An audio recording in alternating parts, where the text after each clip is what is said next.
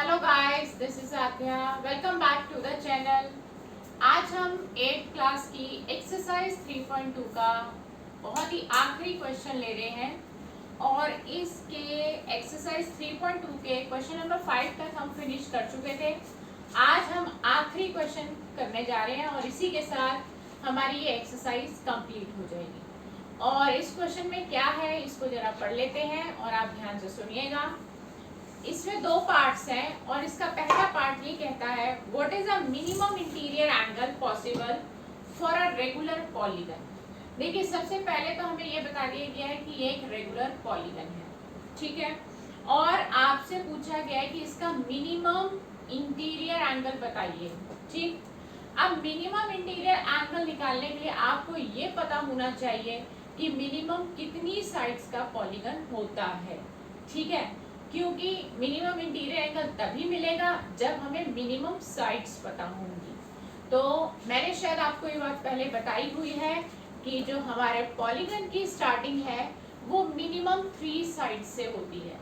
1 side का कोई polygon possible नहीं, 2 साइड्स का भी पॉलीगन पॉसिबल नहीं और 3 साइडेड पॉलीगन हमारा ट्राइंगल होता है। बट इस क्वेश्चन में हमें एक चीज और पहले मिलेगी और बाद में हमें इसका आंसर मिलेगा। पहले हम इसका सेकंड पार्ट भी पढ़ लेते हैं। इसका सेकंड पार्ट हमें ये कह रहा है, ये पूछ रहा है what is the maximum exterior angle possible for a regular polygon. देखिए, सबसे पहले तो हमें बता दिया गया कि ये रेगुलर है, यानी कि इक्विलेटरल ट्रायंगल हुआ। और फर्स्ट पार्ट में हमसे पूछ रहा है मिनिमम इंटीरियर एंगल और सेकेंड पार्ट में पूछ रहा है मैक्सिमम एक्सटीरियर एंगल। तो इस क्वेश्चन में क्या ट्विस्टिंग है मैं आपको बता देती हूँ। इस क्वेश्चन में क्या होगा, हमें पहले बी पार्ट का आंसर मिलेगा, कैसे मिलेगा, और फिर ए पार्ट का मिलेगा। मान लीजिए आपके पास ए ही पार्ट आया है और बी पार्ट क्वेश्चन में पूछा ही नहीं गया, तो भी आपको पहले बी पार्ट ही करना पड़ेगा। ए पार्ट पर पहुंचने के लिए पहले आपको बी पार्ट निकालना पड़ेगा। तो आइए देखते हैं कैसे करना है इस क्वेश्चन को। हमारा ये क्वेश्चन है एक्सरसाइज 3.2 का क्वेश्चन नंबर 6, ठीक है। मैं यहाँ पर आपको ड्रॉ करके भी दिखा देती हूँ कि ये है एक हमारा इक्विलैटरल ट्रायंगल जिसकी तीनों साइड्स इक्वल हैं। अगर आपको याद हो तो मैंने आपको बताया था एक्सटीरियर एंगल की वैल्यू निकालनी हो अगर रेगुलर पॉलीगन में तो उसका फॉर्मूला होता है 360 अपॉन नंबर ऑफ साइड्स। अब ऑब्वियस सी बात है कि ट्रायंगल है तो हम ये तो जान ही चुके हैं कि ट्रायंगल में 3 साइड्स होती हैं। तो ये हमें मिल चुका है नंबर ऑफ साइड्स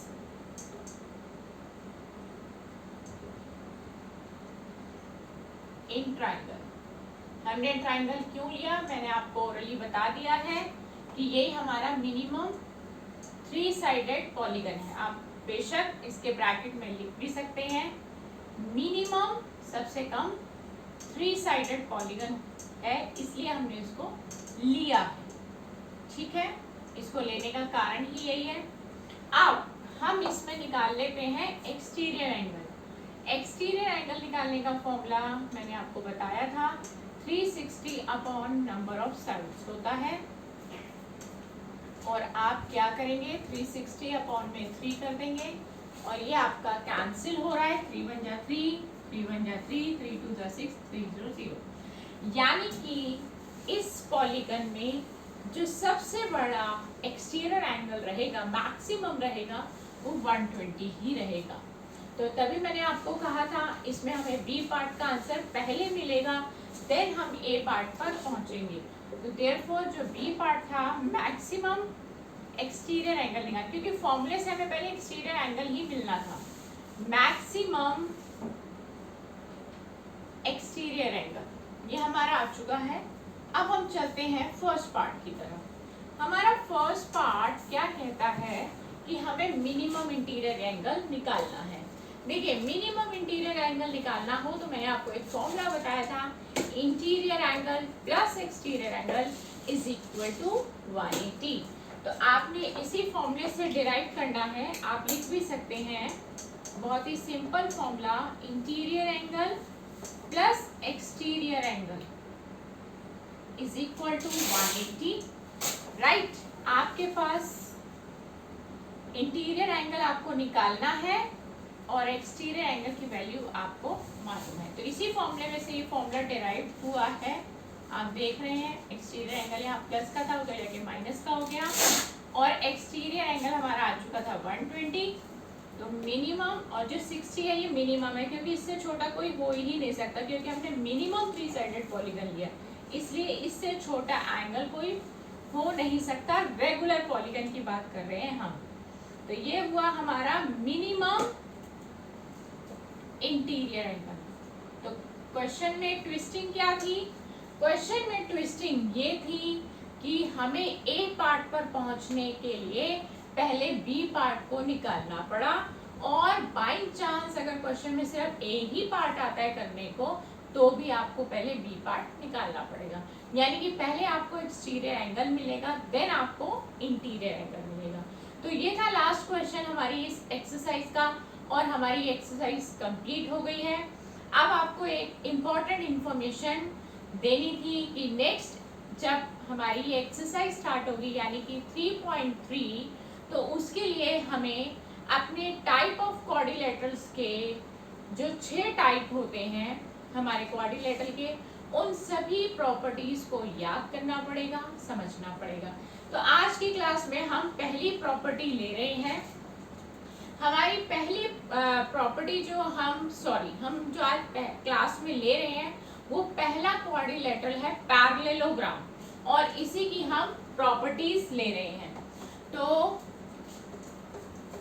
आने वाली नेक्स्ट वीडियो में बाकी क्वाड्रिलेटरल्स की भी प्रॉपर्टीज हम 1 बाय 1 लेते जाएंगे, लेकिन आज की क्लास में हम जो ले रहे हैं क्वाड्रिलेटरल, उसका नाम है पैरेललोग्राम।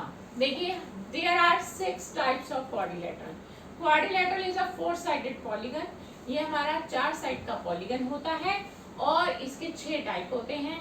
पहला हो गया parallelogram, then rectangle, then square, rhombus, kite and trapezium. ये 6 टाइप होते हैं। सभी की प्रॉपर्टीज आपको याद करनी पड़ेंगी और समझनी भी पड़ेंगी। तो पहले मैं आपको यहाँ पर ड्रॉ करके दिखा रही हूँ कि हमारा पैरेललोग्राम कुछ इस तरह से दिखाई देता है, और पैरेललोग्राम को शॉर्ट में हम इस तरह से भी लिख देते हैं, राइट। इसको नाम साइक्लिक ऑर्डर में दिए जाते हैं, ये भी आप सीख लीजिए। जैसे मैंने इसका नाम ABCD देना है, तो मैं इसका नाम ABCD ऐसे नहीं दे सकती। नाम हमेशा साइक्लिक ऑर्डर में देना है। आप कहीं से भी स्टार्ट करिए, लेकिन आप डायगनली नहीं जाएंगे, राइट। ABCD। तो ये हो गया हमारा पैरेललोग्राम। अब हम इसकी प्रॉपर्टी समझते हैं। पैरेललोग्राम की ऑपोजिट साइड्स हमेशा इक्वल रहती हैं। ऑपोजिट का मतलब आमने सामने। इसके सामने ये इक्वल होगी, इसके सामने की ये इक्वल होगी। तो प्रॉपर्टीज में हमारा पहला नंबर आ जाता है first, opposite sides are equal. Parallelogram की ऑपोजिट साइड्स इक्वल होती हैं। यानी कि इस पैरेललोग्राम को देखें तो AB is equal to DC and AD is equal to BC, right? Second property क्या कहती है कि इसकी जो ऑपोजिट साइड्स होती हैं वो पैरेलल भी होती हैं। पैरेलल का सिंबल ये एरो शो करता है कि ये पैरेलल है। ये जो मैंने कट लगाए थे पहले, वो इक्वल को शो कर रहे थे, और अब जो मैंने ये लगाया है ये पैरेलल को शो कर रहा है। सिंगल एरो सिंगल के पैरेलल है, डबल डबल के पैरेलल है। तो प्रॉपर्टी क्या बनी? Opposite sides are parallel. ये पैरेलल होती हैं, और पैरेलल का सिंबल होता है ऐसे 2 वर्टिकल लाइंस लगाते हैं हम, और ये पैरेलल मानी जाती है, राइट। आगे चलते हैं। 2 प्रॉपर्टीज हमने समझ ली हैं। तीसरी property, opposite angles are equal. Parallelogram में ऑपोजिट एंगल्स इक्वल होते हैं। ये मार्क देखिए, सिंगल मार्क यानी कि एंगल ए और एंगल सी इक्वल होंगे। डबल मार्क के इक्वल होगा, ठीक है। तो थर्ड प्रॉपर्टी हमारी होती है opposite angles are equal. Angle A is equal to angle C and angle B is equal to angle D. तीन प्रॉपर्टीज समझ ली हैं। चौथी property, sum of adjacent angle is 180। Adjacent मतलब जो एक ही लाइन पर होंगे, यानी कि ए का एडजेसेंट बी भी हो सकता है और ए का एडजेसेंट डी भी हो सकता है। एक ही साइड पर बनने वाले दो एंगल्स को हम एडजेसेंट एंगल्स कहेंगे और उनका सम 180 रहेगा। तो आप लिखेंगे पेयर ऑफ, एक पेयर लेना है, pair of adjacent angles. Adjacent का मतलब आप समझ रहे हैं, एक ही साइड पर बनने वाले दो एंगल्स।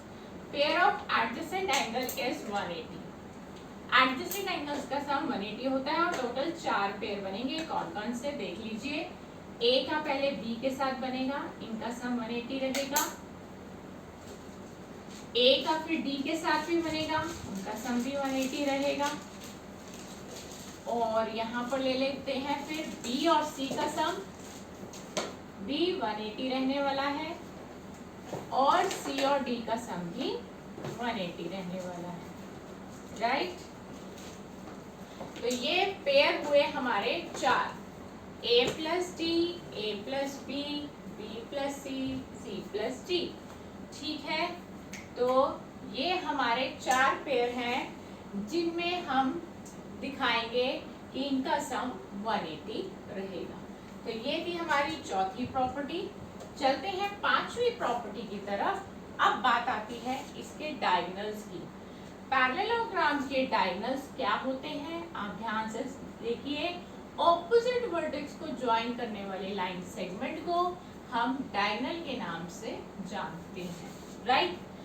पैरेललोग्राम के दोनों डायगोनल्स जहां पर इंटरसेक्ट करते हैं वहां से ये दो बराबर टुकड़ों में बट जाते हैं, यानी कि ये वाला हिस्सा, इसको ओ नाम दे देते हैं, ये वाला हिस्सा ये वाले हिस्से के इक्वल हो जाएगा, ये वाला हिस्सा ये वाले हिस्से के इक्वल हो जाएगा। इसको कहते हैं बाइसेक्ट हो जाना।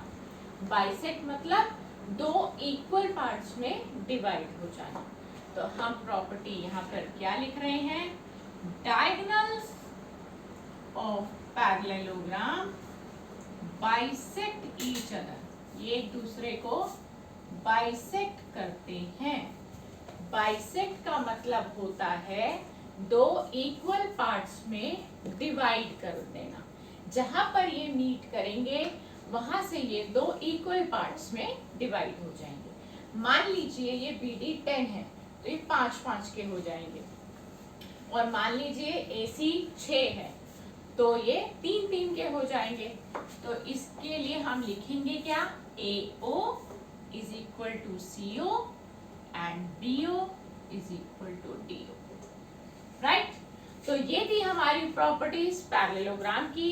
आज हमने क्वाड्रिलेटरल का एक टाइप पैरेललोग्राम ले लिया और उसकी प्रॉपर्टीज को भी समझ लिया है। सबसे इम्पोर्टेंट हमारा जो क्वाड्रिलेटरल रहेगा इस चैप्टर में वो यही पैरेललोग्राम है, जिसको हमने आज समझ लिया है। नेक्स्ट वीडियो में हम आगे और टाइप्स ऑफ क्वाड्रिलेटरल की प्रॉपर्टीज को समझेंगे। अपना इसी तरह बहुत अच्छे से ख्याल रखिए, मैथ्स की प्रैक्टिस करते रहिए और ज़्यादा से ज़्यादा मेरी वीडियोस को लाइक करिए, शेयर करिए एंड सब्सक्राइब करना ना भूलिए। गुड बाय दोस्तों।